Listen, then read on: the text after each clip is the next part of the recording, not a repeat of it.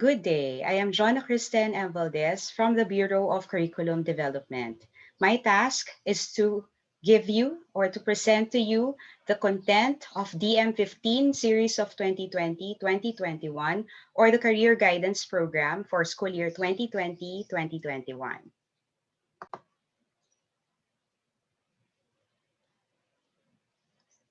So the policy statement. This policy is intended to ensure the continuity of the career development process despite the pandemic, to employ a systematic set of activities and procedures in the implementation of the career guidance program and support mechanisms that contribute to the attainment of the department's career guidance program.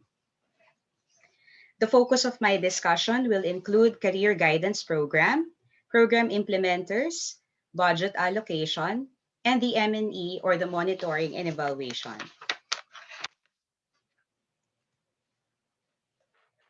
For the school year 2020-2021, the Department of Education made some adjustment in the curriculum and program offerings to address the demands of the current situation. For this year, under the Career Guidance Program, the focus will be on the four relevant and essential aspects that would help our learners in their career development journey. These are career guidance orientation, career guidance learning materials, career counseling and consultation, and the curriculum exit tracking system.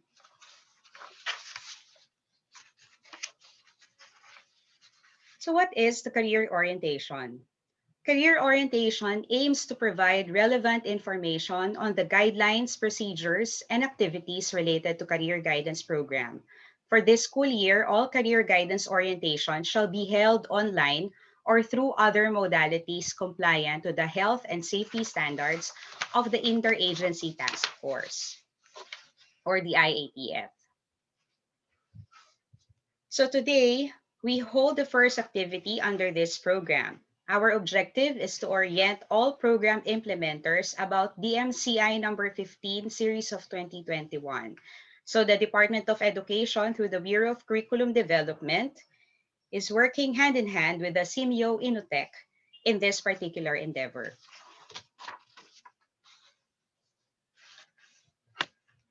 The second activity, which is the orientation on portfolio and other forms of assessment as basis for career development, will be facilitated by the Division Schools Office through the supervisor in charge of the Career Guidance Program. The said supervisor shall plan, facilitate, and supervise the conduct of the orientation for guidance counselors, career guidance advocates, and class advisors. So the target date for this activity is March 1, 2021. The Bureau of Curriculum Development will provide a video related to the topic, but if ever there is a need to enrich the discussion, the supervisor in charge may include other materials available in their respective localities.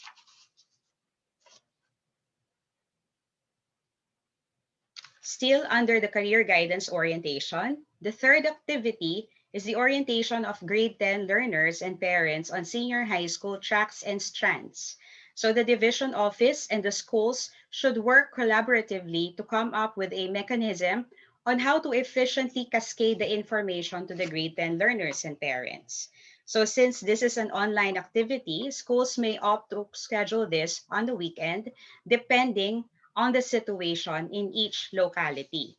Flexibility in planning and implementation is encouraged. So the department's target is to reach 100% of the grade 10 learners and to help them in weighing their options and recognizing different possibilities. The Bureau of Curriculum Development, in partnership with Simyo Inutech, will provide each division with a copy of the video on senior high school tracks and strands. The video will contain general information about the senior high school program, and the supervisor in charge is expected to provide each school with a list of tracks and strands offered in their specific division.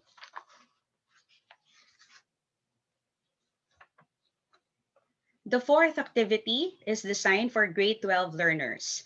They will have their orientation on the four curriculum exits. higher education, employment, entrepreneurship, and middle-level skills development. The Career Guidance Advocacy Program Technical Working Group, composed of DOLE, TESDA, CHED, PRC, and DOST, will help us in this endeavor. Supervisors in charge and school heads may coordinate with the Public Employment Service Office or the PESO under DOLE for the employment opportunities in your respective localities. You may also include speakers from universities, colleges, and training centers in your region and some local business organizations that have partnership agreement with your respective division or school. So we have to take note that we should ensure that upon graduation, our learners are equipped with knowledge and skills essential in any of the curriculum exits. So what are the learning materials that will be utilized for this program? For the junior high school, career development domain or competencies are included in the homeroom guidance program. The modules on career development specifically covers topic on goal setting, discovery of personal strengths and weaknesses, planning, and decision making. For grade 10 learners, Simeo Innotech's Multiple Career Development Pathways MCDP Toolkit was developed to be used as supplementary material for this school year. Later, our guest speaker, Ms. Yolanda de las Alas from Simeo Innotech, will give us the complete background and overview of the toolkit. For the senior high school, we harvested activities from the existing career guidance teacher's manual. Together with the experts from the field, we evaluated each module and chose modules that can be used in this current setting. The harvested materials or modules contains the most essential, critical, and relevant lessons for this particular grade level or age group. Definitely, there are other sources that you might want to use in your respective divisions or in your respective schools. You may do so, but please ensure that the materials is suitable, relevant, and free from any error or biases. It is imperative that you evaluate all the materials before endorsing it. Later, Dr. Melinda Andres will discuss in detail Annex A or the Senior High School Career Guidance Learning Plan. Printing and distribution of career guidance learning resources may be charged against local or any available funds or downloaded from the central office.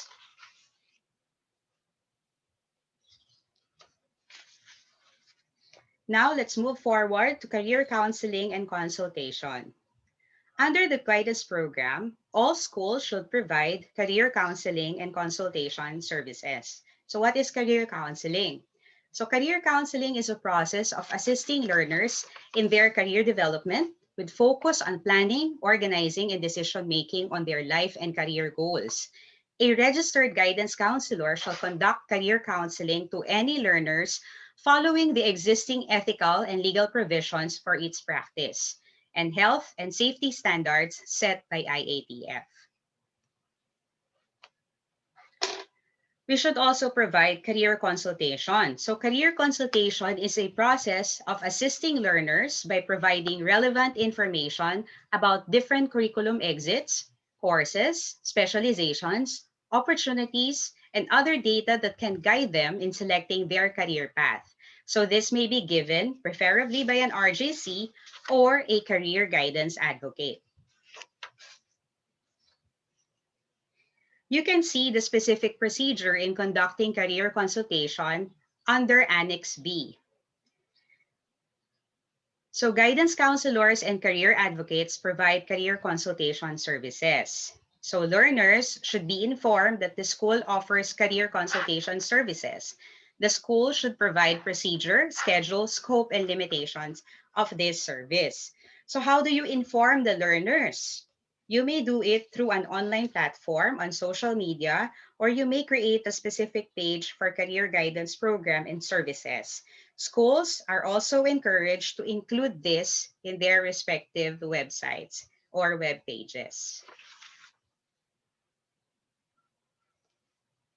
So each career consultation may last from 30 minutes to 60 minutes. So depending also on the need or the time allotment or allotted needed for each session. So the session includes introduction and building rapport. So it's more of getting to know or getting the initial um, information about the student's concern. So asking about the learner's career concerns, exploring different aspects of the learner's concern. So you may give them some of the possibilities or the different aspects or factors that may affect their concern. Offering possible source of information. So this is critical. The schools should have different resources in relation to career development or the career guidance. You may use pamphlets, magazines, brochures, or online resources or articles. It is imperative that you evaluate first before you give that or to give those particular source of information to the learners. And then we assist them in the creation of action plans or outputs. So the division office or the school may create mechanisms on how this can be made possible because we don't have face-to-face. So flexibility on this matter is highly encouraged. The important thing is that we are able to provide the career guidance service to the learner in need with proper documentation and by observing relevant protocols.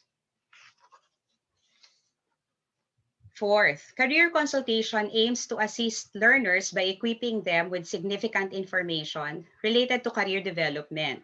Career consultation may include the schools, the colleges and universities or the training centers, the scholarships, courses or degree programs, career development activities, the labor market information, local employment information, organizations or institutions, trainings, skills development and certification, different processes specific to the government agencies, and the referrals or linkages, requirements for the different curriculum exits, and different career assessment tools. So the guidance counselor and career advocate should have proper documentation of all facilitated career consultations. So this should be included, or the things that should be included are the basic information about the learner, name, age, the date of the consultation, and then the specific concern and the intervention or assistance that you provided. So concerns beyond information on career guidance should be handled by a registered guidance counselor, or this may be referred to other professionals for further assistance. So babalikan ko lang yung previous slide. Kapag lumabas na dito or may mas malalim na concern, please, career advocates, we don't do counseling. Refer the student or the learner to your guidance counselor. So kaya natin nilagay dito sa procedure yung ating possible topics or the parameter of the career consultation para aware din tayo na pag lumampas dyan, mukhang sa guidance counselor na dapat or career counseling is needed. Okay? So the RGC may facilitate the referral system when necessary. So definitely our RGCs, our guidance counselors, are all familiar with how the referral system works. So sila na yung bahala on that. Okay? That ends Annex B. Now let's move forward to the curriculum exit tracking system. This is quite new, no? In some schools, we are just getting the data about our alumni. Ayan, nasan sila after ilang years. So in this case, under this career guidance program, we will have the curriculum exit tracking system. So all schools shall ensure to account all their graduates, including their curriculum exit details, using the link as shown in your screen. So the generated data will be used for any policy or curriculum reforms. So I am now going to present to you the curriculum exit tracking system. Medyo malabo lang, but you can actually explore it. Ayan. So this should be accomplished after graduation. Okay? So may trabaho pa rin sila after graduation. Kailangan masagutan nila ito. So in this slide, you will see that we gathered the basic information about the learners, including their track and strand. So we have the basic information, their email address, their name, the date of graduation, the name of your school, and then the region and division where they belong. So they are now going to click what particular track or strand, kung ano yung particular track or strand na kinuha nila. Okay? And then on my next slide, say for example, the learner chose college education.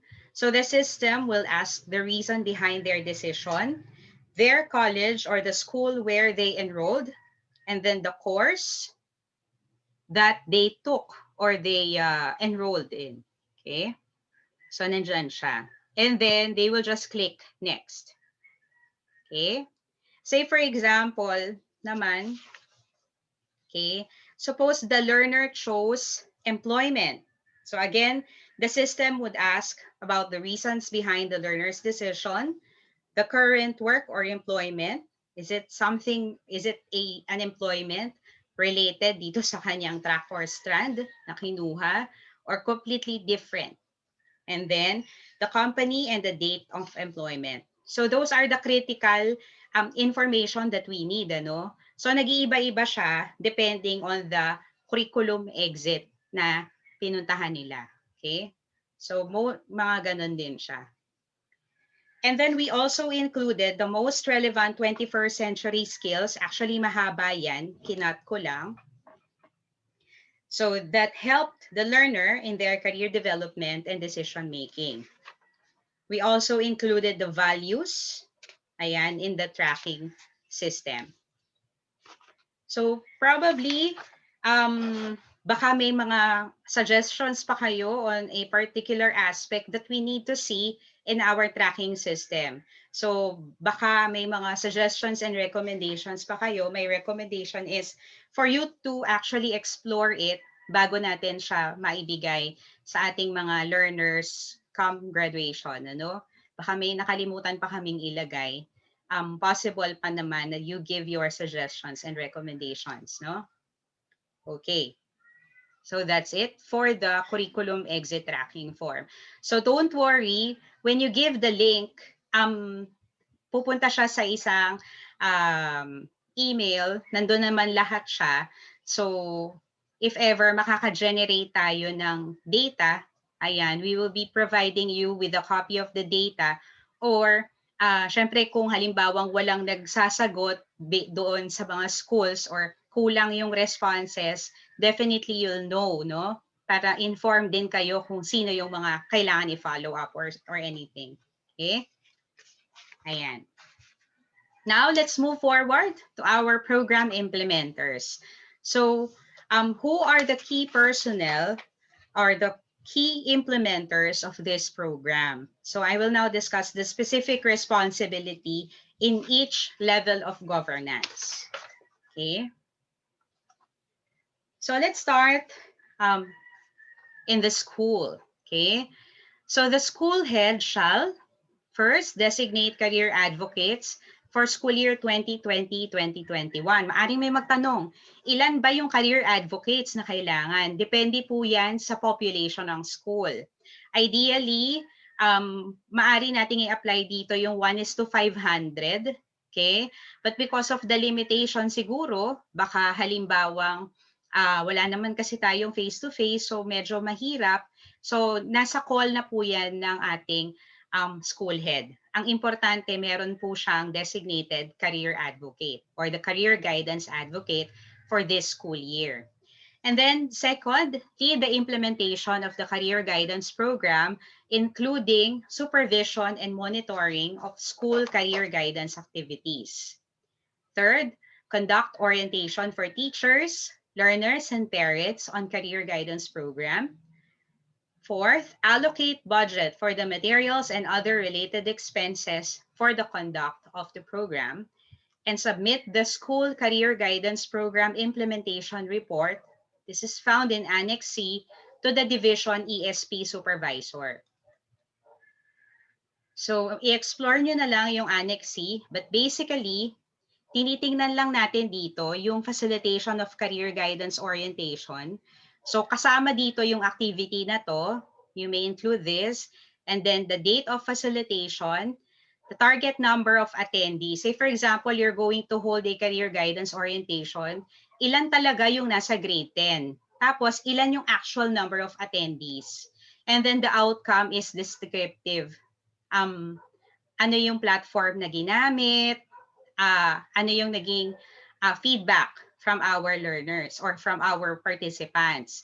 So in that sense, kinakailangan makakreate din tayo ng ating means to evaluate and monitor our career guidance program in the school level. Okay? And then, meron din tayong career guidance learning activity plan. So, yung learning activity plan, ibibigay natin yan sa grade 11 and grade 12. And then, titingnan natin ano yung mga nagawa na natin. So, kung makikita nyo yung mga task, provides relevant and updated information to learners. So, yun yung expected sa atin. Prepares and distributes career guidance learning plan. And then preparation and distribution of career guidance learning activity sheets, if there will be activity sheets. And then attends to learners' concerns in different modalities, encourages learners to appropriately use tools, ideas, methods, or ways of knowing to accomplish the activity and or solve the problem. So, hindi lamang siya nalilimit doon sa distribution, but beyond the distribution is the quality of service that we provide to our learners. So, sa madaling sabi po, medyo mag-e-effort talaga tayo. This is an extraordinary time and we believe career guidance should continue at kailangan siyang i-initiate talaga ng ating respective schools. Okay? So career counseling and consultation, so nandyan din yung task in relation to that. You may ask your career guidance advocate for our school heads, no? You may verify this with your career guidance advocate and your guidance counselor about the accomplishment in relation to career counseling and consultation.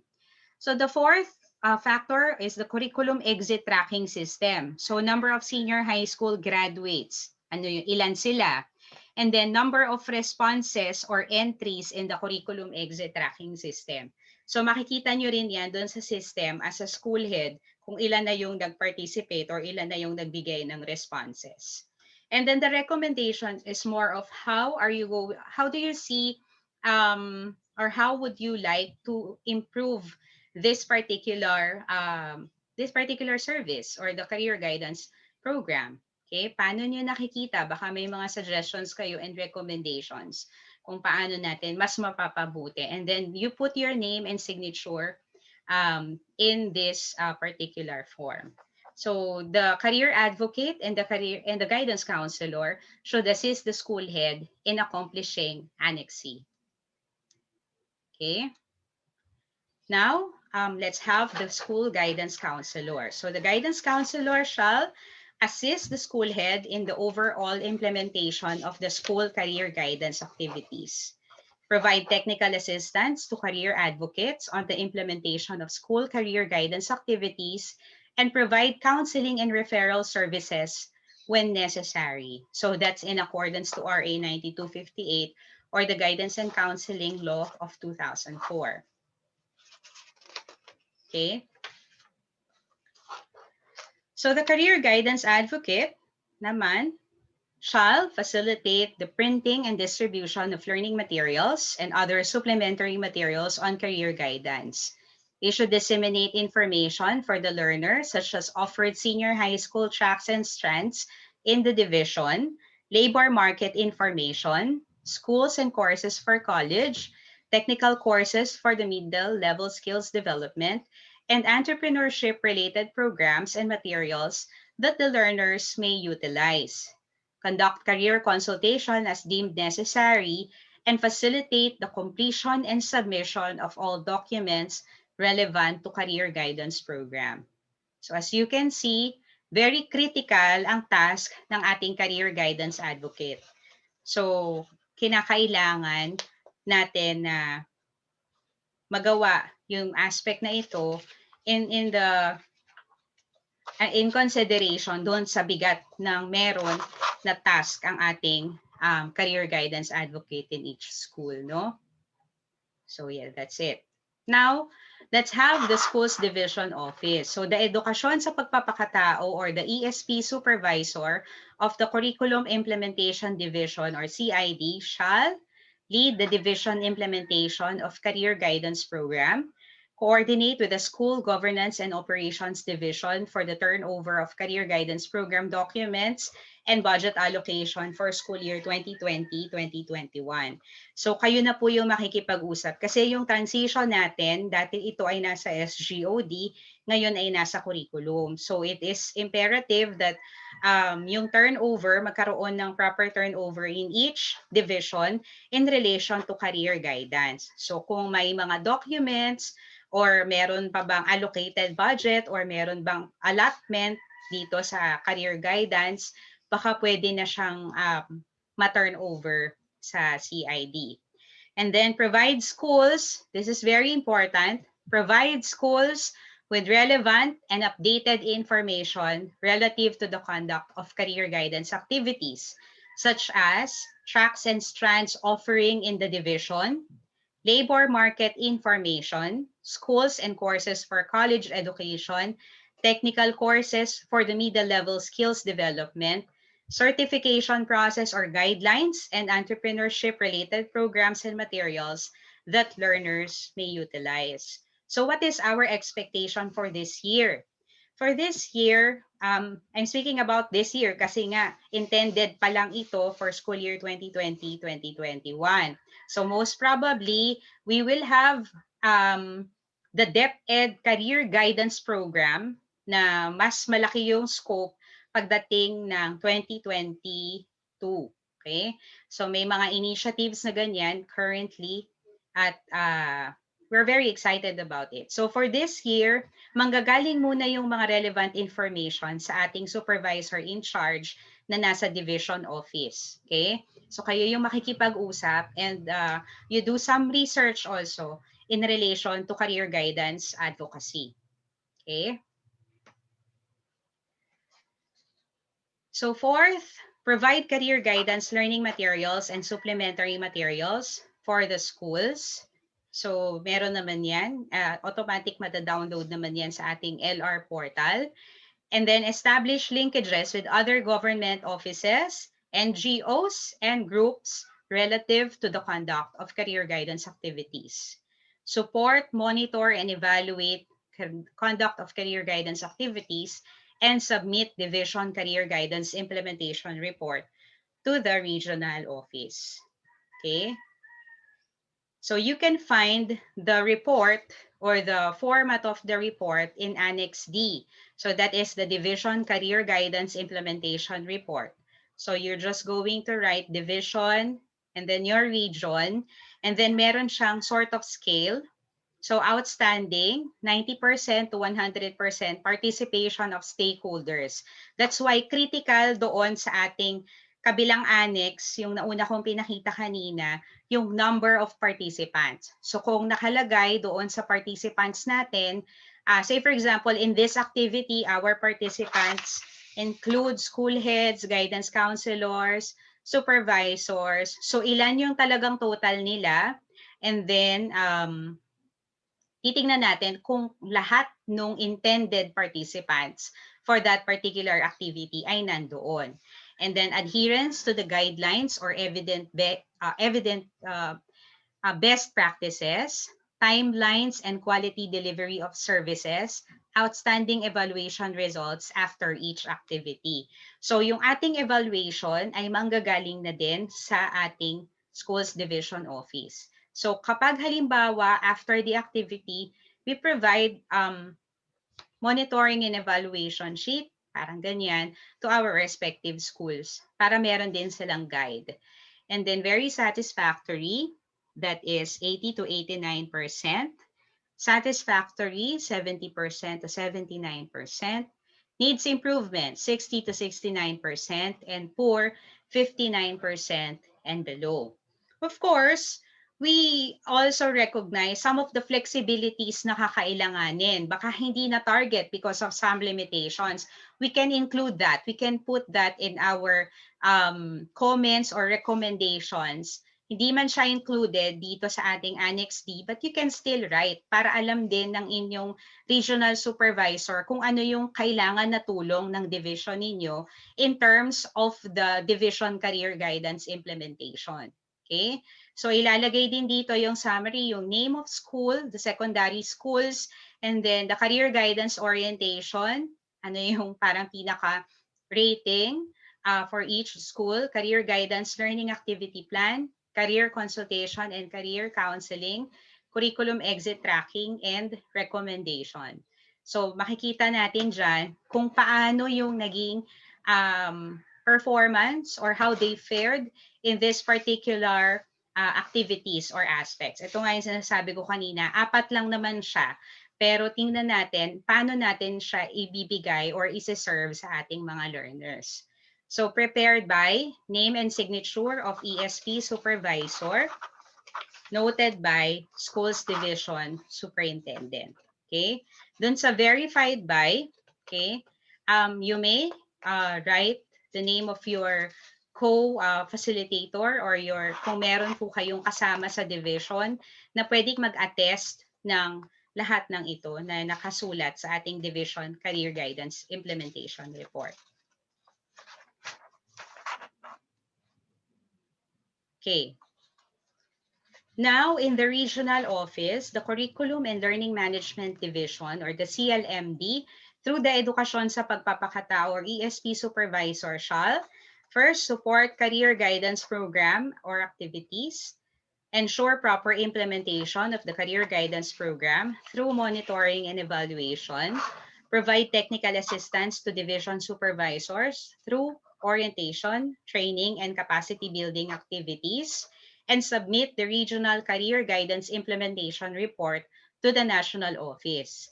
So balikan ko lang yung third, when it comes to technical assistance, depending on the need of each division. So if there's a need for further capacity building activities, you may recommend or you may do so in your respective regions. So hindi lang tayo limited doon sa kung ano yung nakasulat doon sa ating DM, baka may iba pang need na kailangan i-address through capacity building and training or orientation, you may initiate also. Okay? And then here is Annex E. Okay, so the Regional Career Guidance Implementation. So please take note of some corrections kasi nakita ko yung nasa DM, parang hindi yata napalitan yung heading. So ito yung corrections natin. In the topmost part of Annex E, just write the region. No need to write the specific division. And then the signatory of the report will be the ESP Regional Supervisor and the Regional Director. So we are going to send the PDF copy of the corrected version of Annex E after this orientation. So kasama siya sa mga ibibigay natin, kasama nung parang pinaka learning resource package at itong mga presentation na ito after the orientation ibibigay ng team. Okay? So in the national office, the curriculum and instruction strand shall lead the implementation of the career guidance program starting school year 2020-2021. So the Bureau of Curriculum Development leads the planning, preparation, implementation, and monitoring of the career guidance program.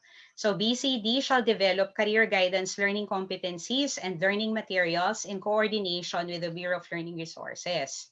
So the Bureau of Learning Resources shall ensure accessibility and quality of the career guidance learning materials and its compliance to the standards of the Department of Education. Then, the Bureau of Learning Delivery shall support the planning, preparation, implementation, and monitoring of the career guidance program. On budget allocation. So schools shall include all expenses relative to career guidance in their annual school improvement plan and in accordance to the provisions stipulated in the joint memorandum issued on September 21, 2020. So this is Annex F.